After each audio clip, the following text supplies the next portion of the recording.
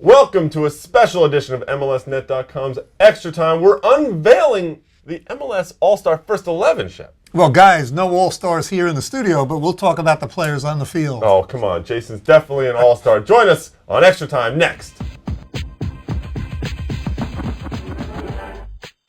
Welcome to Extra Time, everybody. I'm Greg Lawless alongside Shep Messing and Jason, the producer here. Today, it's a very special edition of the show because we are going to be giving you the first 11 of the MLS All-Stars. And Shep, that's pretty exciting, actually. It's great, and it is the first 11, not necessarily the starting 11, because this part was voted on by the GMs, by the coaches, by the players, by the fans, and by the media.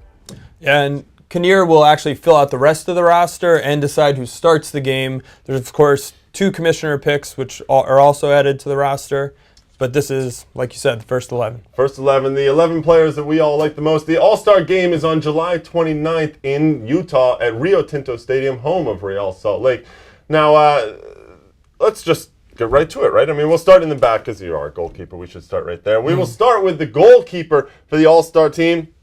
Can only be Casey Keller, can't it? Yeah, it's a quality choice. And you look back over the history of Casey Keller's career in Spain and England last 2 years ago, Mönchengladbach in Germany. What a signing for Seattle. I think he's been outstanding this year. And because I think he's in as good shape as I've ever seen him. He looks great. Yeah, 7-1-7 record shows that when he's between the pipes, they're probably going to win the game or at least get something out of it. He's done real well for them this season. He certainly has. There were some questions maybe when he was coming back as to whether he was going to be fully fit and ready to go after not playing for a while, but a .85 goals against average, pretty darn good right there. Now we'll start in the defense. They're only going with 3 in the back on this first 11, and we'll start with Chad Marshall, Defender of the Year in 2008. What do you think? Well, we saw the kind of year he had last year, taking Columbus to the title.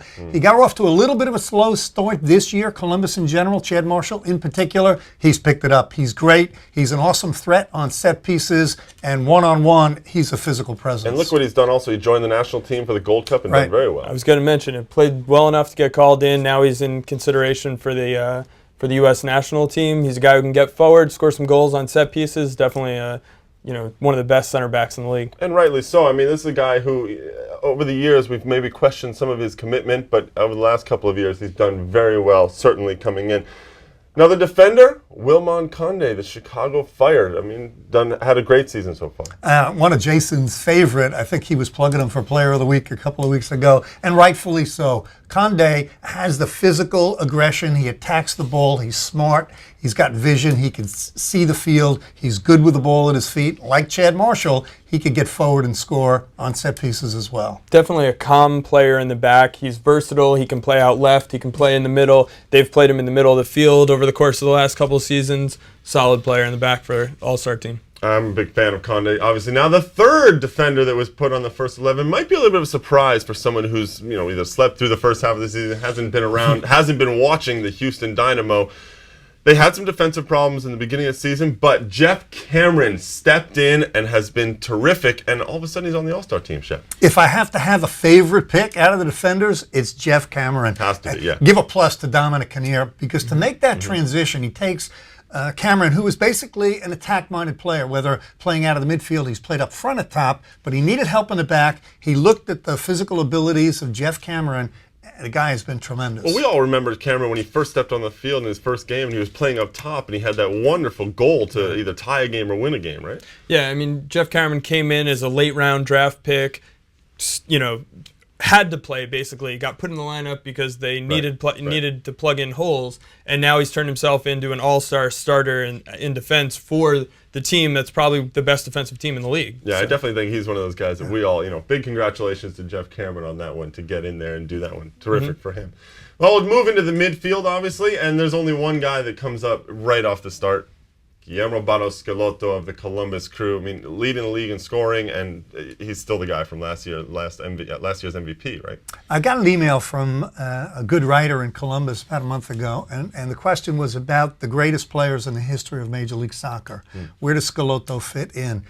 To me, he's in the top 3 or 4. No question. This guy has shown with Columbus, the ability to orchestrate a game, to change a game, to ping the ball around, to get forward and score goals when he needs to score goals, but to make everybody around him better. So, and also this year there seems to be some leadership, considering earlier in the season how they were challenged a little bit, and he has stepped up. I think it's a team that really believes in him, and they feed off of him. He's obviously, he's shown that he can be the assist man and get everyone else into play last year. Now he's scoring the goals that he when he needs to. He's doing it himself. So he's really been uplifting for the crew, and made them probably a favorite to finish out the season strong and make the playoffs. Well, we talked about Casey Keller and some of the questions that were lingering around him when he was coming over to the league, but another player out in Seattle, Freddie Ljungberg, there were questions about him. He hadn't played in a while. He'd been injured. Questions about his legs still, but here he is. He's on the All-Star team. The guy is unbelievable, and I also had questions when they announced that signing in terms of his injury, his history of injuries, how he was going to do on a synthetic surface. He has shown that he's come to Major League Soccer to play. And when you come with that mindset, and he's been healthy, he's a handful. He could run at you with a ball at his feet. His passing is exquisite, so he's been great. And I love the way he's worked in with the team as well. Yeah, he definitely moves the ball around well. You can tell that when he's playing like with Montero and Jaquia, they know what each other are going to do. They're making the right moves. They're kind of a step ahead of the defense, and he's really been fantastic for them this year in the attack. Well, good for Ljungberg on there. And we go to another midfielder, the holding midfielder, arguably the best holding midfielder maybe this league has ever seen, Shaori Joseph of the New England Revolution. Been battling some injuries, but certainly deserved All-Star. There's certainly questions about the New England team this year, decimated by injury. They've been struggling. But one guy who has not struggled in any place that Stevie Nicol needs him, even as a striker, Shaori Joseph is going to play. He's a great player. For me, perennial All-Star. And what a testament to him that he has moved around in terms of his position on the team, and he has not had a full complement of his teammates, but he still makes it to the All-Star team. Yeah, this is his 6th All-Star game. He's got 5 goals and 4 assists this season, which is interesting stat line for a guy who's a holding midfielder. But like you said, he's played up top for a bunch of games this season. Well, the next midfielder is Stuart Holden of the Houston Dynamo. And Shep, here's a guy who was asked to change his role a little bit for the Dynamo, and he's done a very good job so far. This is becoming a really great story. And again, it's a Dominic Kinnear story. He takes Stuart Holden. Where does he play him? Out wide to the left, out wide to the right? No, he wants him centrally. And game by game in Major League Soccer, Holden, you could see him grow with confidence. Certainly the game in Gold Cup the other night against Haiti. Great pass, world-class pass to Davy Arnau for the first goal. And then they're losing 2-1. End of the game. Who steps up to get the equalizer?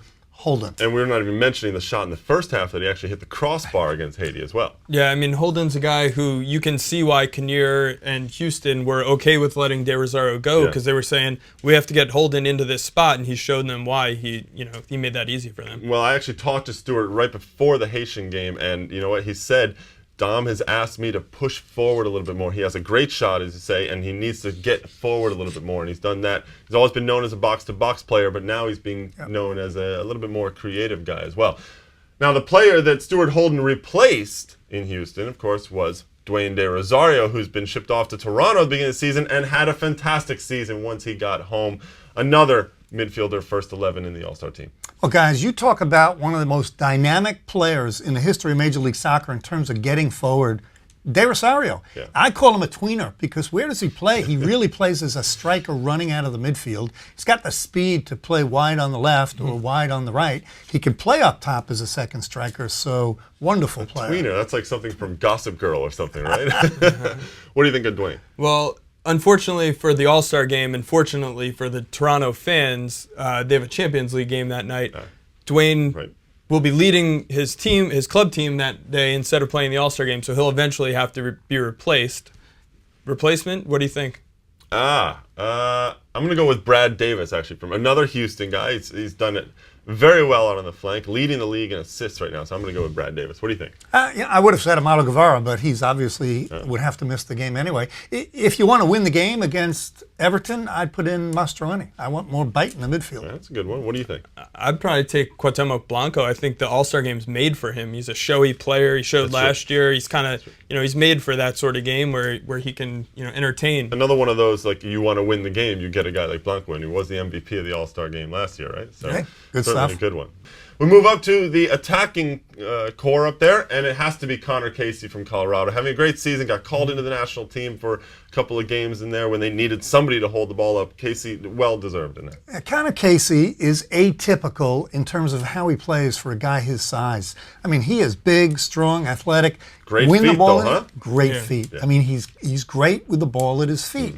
The knock has always been he's never been 100% healthy. And he is healthy, and he is showing why he's a dominant player, well-deserved spot on the team. I mean, in terms of all his goals, too, it's not just his feet and how well he's playing, but it's also production this year. Yeah, I mean, he's a perfect target man. I get what you're saying, that he has great feet and stuff, but what he does is he gets his back to the goal, he holds the ball up, he gets it out wide. I mean, that's really Colorado's bread and butter, is get it to Casey, he'll shoot it out wide and let him cross it in. I can't tell you another team that I've seen who crosses the ball as much as they do, and when you have him as a target, it's perfect strategy. Well, of course, he also has 8 goals so far in his 11 games in Colorado, so, I mean, not too bad right there. And, of course, you come down to arguably the best player in MLS, Landon Donovan of the Los Angeles Galaxy, again an all-star. Has to be, doesn't he?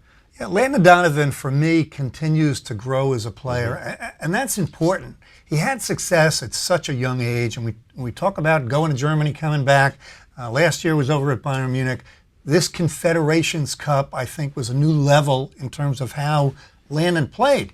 Where do you play him? He's got the ability, like De Rosario, to run at you out of the midfield. He could play as a second striker, but he is right now at the top of his game. You're right. The Confederations Cup, we sort of saw him blossom on the international stage, which was huge. And yeah, I mean, you're talking about a guy who last year scored 20 goals in the league. It's like, he turned on a switch and said, I'm going to score, I'm going to take over, and he did so. And this season you look forward to them, getting him back in the lineup and integrating him and seeing what he can do for the Galaxy. Well, the Galaxy now 3 games in a row, winning 1-0 each time. Pretty good. Landon Donovan will be on the field on Thursday night against New York, which is, of course, the return of David Beckham, as we all know.